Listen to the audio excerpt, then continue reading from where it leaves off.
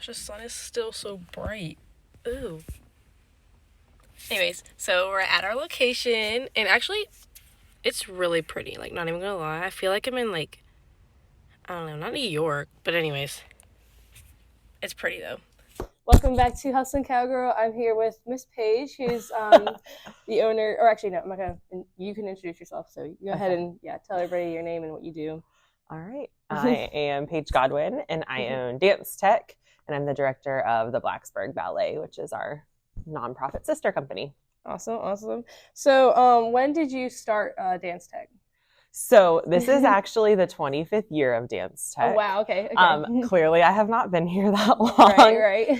I started actually working here my freshman year of college 15 years ago. Oh, wow. Okay. Bought in as a partner 5 years ago. And then in 2020, in the midst of all of the having to do online classes and things like that, our founder, Karen, decided it was time for her to buy her house in Florida and spend some time down there. Nice. So she didn't retire. She just moved on to her next stage. So I've been the full owner for about 2 years. Okay, awesome. Yeah, because I've heard of Dance Tech, but I didn't know all that logistics side of it. So yeah, that's awesome. It's been a very long journey. Gotcha. Yeah. I am curious to know, clearly you have a passion for this, otherwise you wouldn't be doing it. So what got you all into dance and everything like that, even as far back as you want to go? So I started my third birthday. Okay. So it's been a really long time. Right. My babysitter's daughter did it, and I just thought it was the coolest thing ever. Okay. I wanted her tap shoes. I needed her tap shoes. Right. So that's for me where it started a really long time ago. I actually talked about this at last year's recital of just your why changes throughout the years. So in middle school, my why was all my friends were there. And it happens with the kids here too. Right. Once you get invested, you're here 5 days a week. So this is your friend group, and it is your happy place. In high school, I was on dance team, so I liked showing off what I had been working on too. We danced at football and basketball games. So I thought it was cool to share my passion with other people that didn't get the chance to see it. And then I started teaching, and that is a completely different experience. It's amazing. So here we have people actually start teaching while they're in high school. And I think it changes their perspective on dance and makes them love it even more. Right. So. Okay. So when did you start teaching then, or I guess changing from? So I guess junior and senior year of high school, I just taught one little class on Saturday mornings. I'm from Fredericksburg, so it was a ballet school up there. Right. I came to Virginia Tech, was on dance company of Virginia Tech, so still performing that entire time. But then found this job during my freshman year. And I thought it was just fun, a side gig, I guess. But the more I did it, the more I fell in love with it, and it slowly but surely took over my life. Gotcha, yeah. And changed my path. I thought I was going to be an event planner. So I guess I still am an event planner in some ways. You got to kind of incorporate that a little bit too with it. So with our big production. So I get to do everything I love. Awesome. That's really awesome, especially when you get to do something you love for the rest of your life. So kind of switching over a little bit back to the business side of things. What were the steps? I know you said you kind of took over Dance Tech. What were your steps in doing that? Going from not just a regular teacher, which is very impactful, I started wanting to make decisions and having a voice within the business. And Karen, the original owner, the founder, was actually really hard on me. And it took me a while to understand why. She was holding me to a really high standard, and she was basically preparing me for that. So she started letting me just make a couple decisions about not major things, but just have my voice in the business. I started doing things like creating the schedule and just adding more and more responsibilities and kind of understanding, not in a negative way, it can be in a positive way too, but the ramifications of each decision for the business. If we choose to, add an extra hip hop class, we have to make sure that we have a great teacher. We have to make sure that it will be full because it has to be sustainable, like Right, for us to pay right. our bills. So she really helped me learn that part of it, because it's like without money there is no mission, so you have to be smart Right. about it. Yeah. Did you find that, I know, you know, you've been doing it for a minute now, but teaching, do you find that it was, I guess obviously you like it because you're still doing Yeah. it. I know you said it was kind of different. Do you want to explain maybe a little more of like why it was more obviously different than, you know, going from dancing, you know, work, because I guess you're focusing on yourself when you're dancing, and then you're worrying about so many more people when you're teaching and everything. So Yeah, did that you change? just like pour into them. So I had two really impactful teachers growing up. I had lots and lots of teachers, Yeah, but two that like, I mean, I'm still in contact with. I would say they like shaped who I am.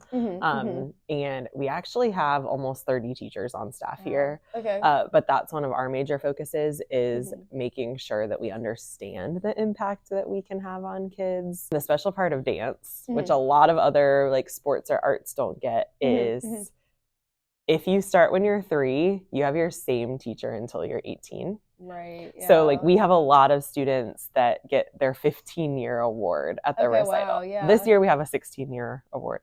Her first recital she was 2, and now today is her 18th birthday. That's awesome. So it's just, I guess you can see how intertwined you are with the kids and their families, and like the positive power that you have. So we really focus on that, and like building them into great people. Right, right.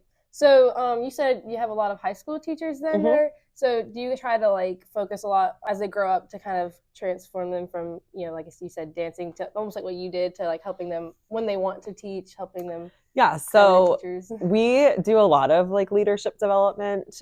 It actually starts when they're tiny, at maybe like 8 years old. So they get to be routine leaders, is what we call it, for the recital. And so like an 8-year-old dances with the 3-year-olds. So they are the little leader in that class. Nice. You know, if a teeny one is feeling unsure, they like give them a hug, help them get on stage, help them practice their dance. And then, so that happens for several years. We do a big and little buddy program. So that's another way of developing that leadership, of like kind of understanding how to help someone else grow. And then if they want to be a TA, they get invited to apply. So there is like a little, I mean, I would say it's closer to like, not a college application. It's not that intense, but there is like a little essay portion where they have to explain why they think they want to teach and what they would bring to the table. And then, I mean, we teach them all those skills of like, they have to fill in their time card if they want to get paid. If they're not going to be here, they have to find a substitute teacher. So yeah, they're trying to kind of show the importance then. Yeah, and I think it really helps. I'm always very impressed. You can tell our seniors that have been doing it a couple of years, when they speak to an adult, they're not nervous. And the ones that first start, I mean, I remember being 15. It's like petrifying, especially, I mean, what if there was a behavior problem with their kid? And you have to go talk to the parent about how you had to deal with that situation. So they start off intimidated, but it's really cool to see how they like grow in their confidence and become so much more eloquent, and they can command a situation.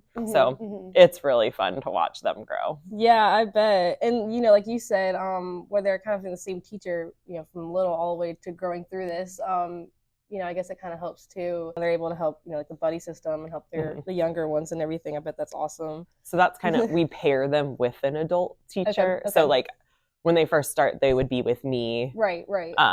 In a class together, so they understand how to manage the classroom. And then it just kind of depends on each year and each kid's situation. But sometimes we end up with some TAs teaching their classes on their own, but usually they're still with an adult as that like, to guide them. Extra support. That makes sense. It's so fun. Oh my gosh, I love it. Oh yeah, I bet. What would be, I like to ask this too, just for any business, but what would be, like, you would say, what is the most important thing that you guys find for your all's business? Communication. A lot of and I speak from experience. So 2 dance studios that I went to when I was little closed down because of lack of organization and communication. Right. A lot of artistic people have so many great ideas, but they have a hard time translating it to not as artistic people or those that have never been in that world before. So the more that we communicate, I mean, if you think about it, the amount of like dance parents that actually were dancers is extremely low. They're like, what? Makeup, costume? Like, I have no idea what you're talking about. We literally are speaking a different language in ballet class. Like, it's French, so it's literally a different language. So explaining what we are doing so they understand like developmentally that communication, but also just helping everyone feel prepared. So I talk about it with the parents a lot, but also the kids, when they are communicated with exactly what the next steps are, exactly what's going to happen, that makes them feel more confident and comfortable. And then things go smoothly instead of just like, I don't know, show up at the basketball game, boom, we're dancing. Like we need to know all of the steps along the way. And I think that's one of the strengths we have here because of 25 years. We've like kind of trial and error, all different ways of making sure we communicate effectively. Okay. Yeah, that's super important. And I feel like it's for any business, especially. So I know you've been, in just in the dance world in general for like forever. Do you think that growing up and seeing all like the pros, the cons, everything, did that really help you, now be able to utilize that? I think so. So something interesting we're doing right now, and it's kind of within the whole dance world, is so there's this new group called the Youth Protection Association in Dance. And historically, it's the weirdest thing. There is no governing body in dance. So in like, soccer, basketball, gymnastics, there's like actual national kind of rules, regulations, guidelines. In dance, like back in the day, you didn't need any experience at all. You could just open a studio, say you were teaching the right thing, and people would have no idea. Which is quite interesting. But the cool thing about our staff right now is we are all getting certified through this association because we come from all different places. Like less than half of my staff is from this area. A lot of them are from different areas. So it's helping us define like our values and what like safety procedures and all these things that clearly people had in the back of their mind. But now that we're going through this certification, we can be very clear and intentional with it. Like an example, just that's dance specific, we live stream competitions usually. So because then people from, if your grandpa lives in a different state, he can still watch it. So the live stream's running all the time, and this doesn't happen often, but sometimes a strap breaks and there would be like a wardrobe malfunction. Just within the past couple years, like policies have changed where it's like an automatic, immediate, the live stream turns off immediately. Oh, wow. Okay, I didn't know that. Which it's something that people wouldn't have thought about. And I wasn't going around life like paranoid about it, but knowing that we are part of a group of people that cares that much about the safety of the kids, that we like are being proactive is really exciting. Yeah, that's important. Yeah, I didn't know that. So that's interesting. And I guess I didn't really think about that. Like you said, dance is like, it's a sport obviously, but it's different because, like you said, there's the NCAA and all for all the other sports. So, and if you're a painter, there's not rules and regulations on that. Like it's art. Yeah. So yes, we are artists, but it's, like almost like a mix of the two. Yeah. We have such a huge, from middle and high school, they spend more time here than they do at home. Really? So it's really important that we're like being conscious of what we do. And this is like their life. Yeah, I get that. You said, there's so much that goes into it with, the costumes and everything. How do you manage that? And do you have like other people that kind of help with that? Each year is a little bit different, because of the, strengths of people. They'll kind of pop up and be like, hey, did you know I can sew? Like, no, but I'm signing you up for a job.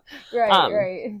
sometimes staff, but honestly, primarily we have like the most amazing parent volunteers. Okay, awesome. Yeah, it's great. And we actually have a lot of dads that are into it because we do things like props. So they'll like, right. So, like build them. Okay. And I was asking some of our veteran dads that like have been doing it for forever, like, please share why you do it or what how like help me recruit some more little kid dads, basically. Yeah. And they're like, it was my way of being an active participant in my daughter's like life growing up because they don't know how to dance. They can't help in that way. They can't teach them, but they get to be backstage. So like when the dancer runs off the stage, they can give them a high five or a hug and tell them how proud they are and stuff. So it's, yes, they do a lot of work, which we couldn't get things done without them. But I think that the like rewards they get from it are like tenfold of what they put into it. For sure, yeah. So lots of parent help. That's how we get it done. Yeah, lots of parent help. That's awesome. I didn't even think about that. I guess so. Are the parents pretty involved then with the kids and everything? So the way it works when we go to competitions, the parents have to go with the kids. We don't provide chaperones because we have about like 65 kids. Oh wow! So So I mean, we can't like stay. How would we manage that hotel room situation? Right. So it's cool. I mean, we went to Disney together this past summer. We've done a cruise. Oh, wow. Okay. We spend a lot of time together. It's like a big family then. That's awesome. Yeah, I did ballet when I was really little, and then I tried like every sport in the book, so I didn't stick with it. But I did notice that I really liked that. Is when I did it, it just felt like we were all like a big family. We just did everything together. It was a lot of fun. Super fun. Yeah. Doing this for the past couple of years that you've been doing it, teaching anyways. What is the biggest thing that you think you've learned throughout this journey? Oh my gosh. I mean, I've grown up. So when I started teaching, I was 16. Okay. And I think this is something a lot of teachers go through is when you're teaching a class, it's a two-way street. So when you're young, you're kind of like, I know everything. I'm awesome. Like, and a lot of people, we would say, give class. So they just like blurt out what they think you should be doing and watch themselves in the mirror and do it. But you can always tell people that have been teaching a while, and I've really learned that of like, instead of looking in there, turn around and actually face the kid, ask them like, what do you need? Right. Because everybody's a different learner. Some people are visual, some people need to hear it, some people, I mean, they need you to walk over and put their arm in the right position. Right. So I think that's what I've learned is not entirely selfless. I do get so much personal enjoyment, but it's much more about the relationship between the teacher and the student. And it's not just like the teacher's up here doing this and the kid's over here doing that. It's like very much interactive. Okay. Yeah, I didn't think about, like, I'm sure, with that many kids, there's some that they just learn differently. I mean, every person's different. So you also think that maybe you kind of help the high schooler students and everybody who are planning to teach, do you think you kind of guide them through that too? Just like, maybe she can't do this the way that person does, that kind of thing? So that's part of our training is learning different learning styles, but also recognizing like how different, not necessarily personality traits, but how to manage your classroom, how quickly it can like go one direction or another direction, how to be engaging and make sure that they are enjoying what they're doing. And that doesn't mean that it's all fun all of the time. Right. But there's strategies, like, I'm going to explain this incorrectly, but one of our teachers she does a lot of research into the brain in relation to exercise. So right now she's getting her master's from Johns Hopkins in like tissue engineering or something like that. Gotcha. So, but she like has all this knowledge. She was HNFE major at Virginia Tech. So I had her within our training discuss how to manage a class in terms of like age groups. You have to, when they're little, you can only spend 10 to 15 minutes on one thing. And that doesn't mean one move. That means like at the bar, or in the center. And then the Okay. next 10 to 15 minutes, you have to go do something else because Mhm. developmentally, they just cannot handle it. Like, Yeah, it's that makes just, sense. whoop, they're going to fly away. Right. But as they get older, you could spend like 20 minutes. Okay. But if you Okay. think about it, us as adults, like if we spend an entire hour for on one sure. thing, we're like yeah, bored yeah, too. for sure. Yeah, So that makes sense. we bring a lot of like the experiences of our different teachers. We have a couple Mhm. of people on staff that like teach kindergarten. So Okay, they're okay. amazing I at bet, giving yeah. us ideas of like 1, 2, 3, eyes on me, you know, Right, those just right, little yeah. skills that Mhm. I find myself using them not just when I'm teaching dance. Yeah. You know, I don't know if I have a good example at this exact moment, Right. but just how I see what you to mean. Yeah. maybe in my house, I guess. So. Yeah, okay. Yeah, that makes sense. I don't know if you really have any plans specifically, but do you think maybe you have any, even if it's just small little details, any like future plans of, you know, expanding, changing, just anything that you future-wise want to do? Well, we need to expand our space, honestly, yeah. is what we need to do. Okay. Because certain classes are like busting at the seams. I was gonna say, yeah, y'all have a lot. We do. And we have 3 studios. Mhm. But I wish every studio was the same size as the largest one, is what I would. Right. Just spatially. With our like sister nonprofit, that's what we produce the Nutcracker with. And so it is dance tech students and community members that come together to put on a show. And I think that's kind of where my focus is in terms of like programming adding. So this year, for the first time, it was so sweet. We had a blast. We did performances like at Warm Hearth and the CDCLR at Virginia Tech and kind of more outreach things there. And I'm really interested in expanding that as we go forward. Allowing the performers to do what they love to do. They love to perform. They don't really care how many people are watching or where it is. Like they, any chance to perform makes them happy. But then also it brings joy to other people. Yeah. Especially that might not have the means to come, like our show's at the Moss Art Center. So you have to get there. It's expensive.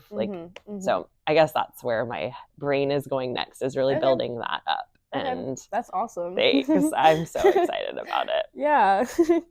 So I don't want to take up all your time, but I would know that for the audience, if you want to, I know you said Dance Tech, but do you guys have any like social media you can like tell them to follow? Dance Tech rocks. It's behind us right now. Perfect. Yeah, that's Facebook, Instagram, YouTube.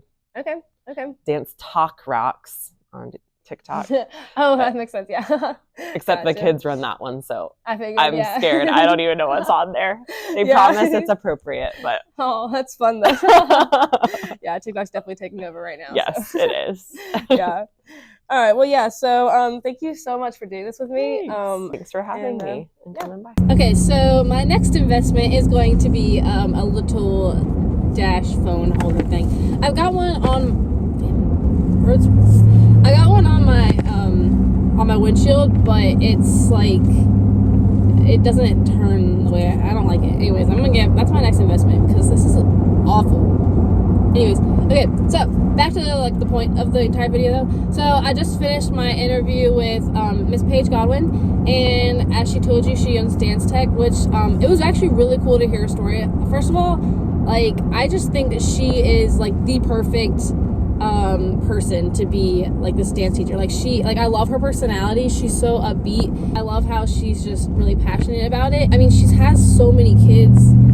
I didn't realize how big Dance Tech is. I pass by it all the time, and I've heard of it, but I didn't realize how big. They have 3 studios, so I didn't realize how big Dance Tech is. And I know that she technically didn't start Dance Tech, but now that she's taken over and everything, I love the way they go about doing their business. Like, it's so family oriented, and it's so it's just like this big community, and like everyone is just welcome, and it's super awesome. Like, I absolutely love it, and I feel like her personality really shines through on that. So anyways, it was really, really cool to hear her story, and I was super appreciative to get to be a part of that. I love how she really manages everything, because that's a lot. She really focuses on everybody's specific needs on you know, when they're dancing, what you know, what every child, because every child's different. So I love how she really